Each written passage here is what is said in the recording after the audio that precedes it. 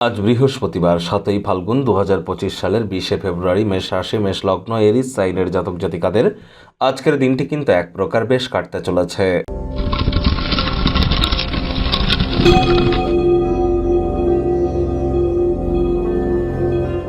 ভিডিওটির শুরুতেই স্ক্রিনে আপনারা দেখতে পাচ্ছেন বৃহস্পতির বীজমন্ত্র ওম গ্রাং গ্রিং গ্রং স গুরবে নমঃ। সকাল দুপুর সন্ধ্যা 3 বেলায় 108 বার করে এই মন্ত্রটি জপ করুন না। যারা দীক্ষা নেননি ইমিডিয়েট দীক্ষা নিন, মঙ্গলের বছর। আর শিক্ষাগুরু, দীক্ষাগুরু, জন্মগুরু এই 3 গুরুর প্রাপ্তিতেই তো আমাদের জীবন ধন্যা হয়ে ওঠে। মনে রাখবেন, দেবতাদেরকেও কিন্তু দীক্ষা নিতে হয়। দেবতাদের গুরুদেবের নাম বৃহস্পতি, অসুরদেরকেও দীক্ষা নিতে হয়। অসুরদের গুরুদেবের নাম শুক্রাচার্য। এবং ভগবান শ্রীকৃষ্ণ যখন মনুষ্যরূপে জন্মেছিলেন তখন তাকেও দীক্ষা নিতে হয়েছিল। ভগবান শ্রীকৃষ্ণের গুরুদেবের নাম সন্দীপনী মহারাজ।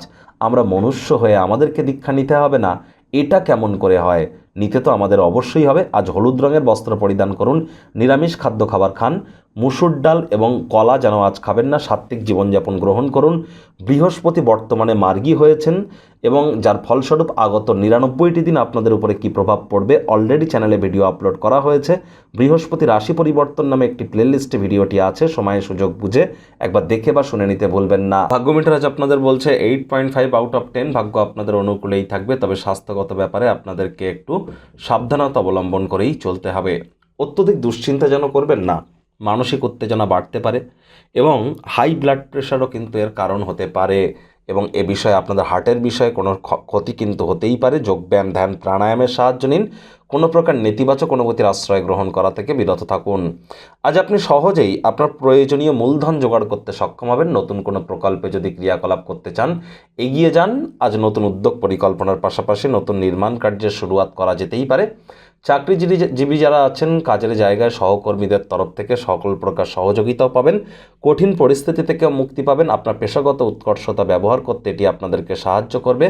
চাকরিজীবী যারা আছেন তাদের অফিসের পরিবেশ এক প্রকার বেশ, বস কলিগদের সাথে ভাব ভালোবাসা বাড়বে, কর্মে গতি অনুভব করবেন। নিজের মেধা, দক্ষতা, ট্যালেন্টের দৌলতে প্রশংসার পাত্রপাত্রীও আপনারা হতেই পারেন।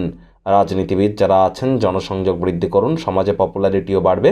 শিক্ষার্থী বিদ্যার্থীদের পড়াশোনায় মনোযোগ আরও বৃদ্ধি করতে হবে উচ্চশিক্ষার জন্য। যারা বিদেশ যাত্রার কথা ভাবছিলেন, ভাগ্যদেবীও আপনাদের পক্ষেই আছেন। সন্ততি থেকে থাকলে তারাও তাদের কৃতিত্বের দ্বারা আপনাদেরকে গর্বিত করবে। হাউস ওয়াইফদের জন্য দিনটি এক প্রকার বেশ। প্রেমিক প্রেমিকা, স্বামী স্ত্রী উভয়ের ক্ষেত্রেই বলবো, না ভাব ভালোবাসা রোম্যান্স, না তর্ক বিতর্ক অশান্তি, কোনোটাতেই বাড়াবাড়ি যেন করবেন না। অন্যান্য দিনের ন্যায় আজকের দিনটিকে সাধারণ হিসাবে ট্রিট করবার আপ্রাণ প্রচেষ্টা করুন। শত্রুপক্ষ, বিরোধী পক্ষ আজ কিন্তু খুব একটি শক্তিশালী থাকছে না, সুতরাং এই বিষয়ে অতিরিক্ত টেনশন যেন নেবেন না। আজ আপনাদের উচিত আত্মীয় স্বজন, সেই সমস্ত আত্মীয় স্বজনদের সাথে দেখা সাক্ষাৎ করা যাদের সাথে দেখা সাক্ষাৎ করার প্ল্যানিং তো অনেক দিন করে করছেন, কিন্তু সময় সুযোগ হয়তো পেয়ে উঠছিলেন না। যারা বাড়ি থেকে দূরে থাকেন, নিজের সব কাজবাজ শেষ করে সন্ধ্যাবেলার সময় পার্ক বা একান্ত জায়গায় সময় কাটান, মানসিক প্রফুল্লতা অর্জন করবেন।